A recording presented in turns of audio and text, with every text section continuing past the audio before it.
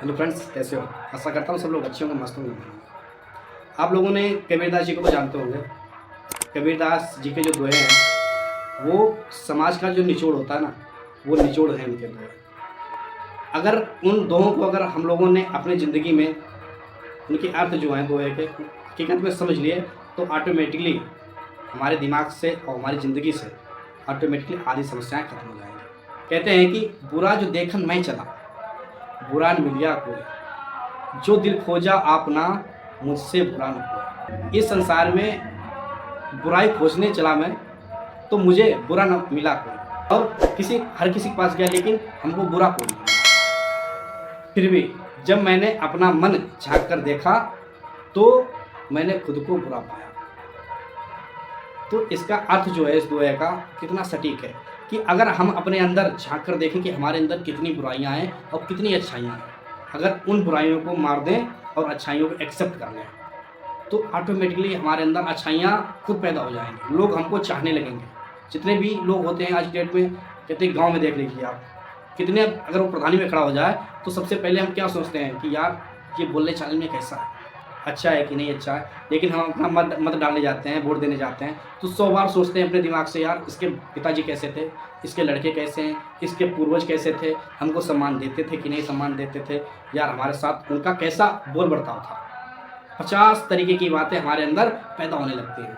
तब आप कहीं या तो आज की डेट में पैसा चलता है, अगर आप खुद बुरे हो तो पैसा लिया वोट डाल दिया। लेकिन जो अच्छे लोग होते हैं ना, वो 50 बात सोचकर एक अच्छा होते हैं। तो दोस्तों यही होता है कि हमको अगर समाज में अगर कुछ करना है, कुछ अच्छा करना है, तो सबसे पहले हमको खुद को अच्छा बनाना पड़ेगा। पोथी पढ़ी पढ़ी जग मुआ, पंडित भयानक हुए, ढाई अक्षर प्रेम का, पढ़े सो पंडित हुए। यानी जो 2.5 अक्षर प्रेम के, अगर आपने वो पढ़ लिए तो खुद पंडित बन जाओगे। तो इसका अर्थ है कि बड़ी बड़ी पुस्तकें पढ़कर संसार में कितने ही लोग मृत्यु के द्वार पर पहुंच गए, पता नहीं कितने लोग मृत्यु के द्वार पर पहुंच गए, लेकिन सभी विद्वान ना हो सके।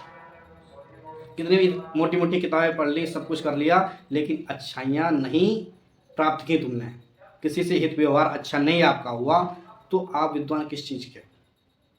तो कबीर कहते हैं, कबीर का जो मानना है उनका, कहते हैं यदि कोई प्रेम या प्यार के केवल 2.5 अक्षर ही अच्छी तरीके से पढ़ ले, तो अर्थात प्यार का वास्तविक रूप पहचान ले, तो हकीकत में वो उसे कोई भी इंसान जो है बुरा नहीं कहेगा। यानी प्यार ही सब कुछ है। प्यार अच्छे तरीके से किसी के साथ बोलना चालना, अच्छे तरीके से बर्ताव करना, जो प्यार का जो उन्होंने सारांश दिया है, उन्होंने एक विद्वान के तौर पे दिया है। अगर आपके अंदर अच्छाइयाँ पैदा होंगी तो आप खुद दूसरों को अच्छाइयाँ दोगे, तो अच्छाइयों से ही अच्छाइयाँ पैदा होती हैं, अच्छाइयों से लोग ऊंचाई तक पहुँचते हैं। साधु ऐसा चाहिए जैसे शुभ सुभाए, सार सार को गई रहे, थोथा दे हुआ है। इसका अर्थ ये है कि संसार में ऐसे सज्जनों की ज़रूरत है, जैसे अनाज साफ करने वाला जो सूप नहीं होता है, सूप तो जानते होंगे आप, जिससे गेहूँ पर छोड़ते हैं, बहुत सी चीज़ें होती हैं जिससे साफ करते हैं, किसी अनाज को साफ करने वाला सूप कहलाता है। जो सार्थक को बचा लेता है, यानी जो अच्छी चीज़ें होती हैं, जो उपयोगी चीज़ें होती हैं, उसको अपने तरफ खींच लेता है, उसी में रहने देता है, और जो निरर्थक चीज़ें होती हैं उसे वो बाहर फेंक देता है, उड़ा देता है। उसका जो काम है निरर्थक चीज़ों को उड़ा देता है। तो दोस्तों, अगर जीवन में आपकी जो निरर्थक चीज़ें हैं उसे आप अलग हटा दीजिए, जो सार्थक चीज़ें होती हैं उन सार्थक चीज़ों से ही हमारा जीवन चलता है। कहते हैं, तिनका कबहू न निंदिए, जो पावन तर हुए, कबहू उड़ी आखिन पड़े, तो पीर घनेरी हुए। इसका अर्थ क्या है? इसका अर्थ ये है कि कबीर कहते हैं कि एक छोटे से तिनके की भी निंदा नहीं करनी चाहिए, जो तुम्हारे पाँव के नीचे दब जाता है, और यदि कभी वही तिनका उड़कर तुम्हारी आंख में गिर जाए तो बहुत तकलीफ देगा। तो किसी भी चीज़ की, चाहे अपने से छोटा हो चाहे अपने से बड़ा हो, यानी किसी भी लेवल में हो, किसी की भी निंदा नहीं करनी चाहिए। निंदा एक ऐसा तत्व है जो एक दूसरे को अलग करता है। निंदा से ही लोग एक दूसरे से अलग हो जाते हैं, और निंदा से ही लोग, उनका जो मन होता है वो एक दूसरे से घृणित हो जाता है। तो निंदा किसी से भी नहीं करनी चाहिए। धीरे धीरे रे मना, धीरे सब कुछ होए, माली सींचे 100 घड़ा ऋतु आए फल होए। इसका अर्थ यह है कि मन में धीरज रखने वाला सब कुछ होता है। अगर कोई माली किसी पेड़ को 100 घड़े से भी सींच दे, 1000 घड़े भी डाल दे, तब भी फल ऋतु जो होती है तभी आएंगे। बिना सीजन जो होता है माली कितना भी सींचता रहे, कितना भी सींचता रहे, लेकिन फल जो होते हैं वो सीजन पर ही आएंगे, जब उसकी ऋतु होगी तभी आएंगे। तो धैर्य का जो होता है ना, धैर्य रखने से कहते हैं कि यार सब्र करो, फल मीठा मिलेगा। तो सब्र का जो होता है, फल जो होता है सब्र का। कहते हैं कि जातिन पूछे साधु की, पूछ लीजिए ज्ञान, मोल करो तलवार का, पढ़ रहन दो म्यान। इसका अर्थ यह है कि सज्जन जाति ना पूछकर उसके ज्ञान को समझना चाहिए। तलवार का मूल्य होता है, ना कि उसकी म्यान, उसे ढकने का खोल। अगर किसी की भी आपको कुछ करना है ज़िंदगी में, तो कोई भी व्यक्ति हो, उसके ज्ञान को देखना चाहिए, ना कि उसकी जाति को।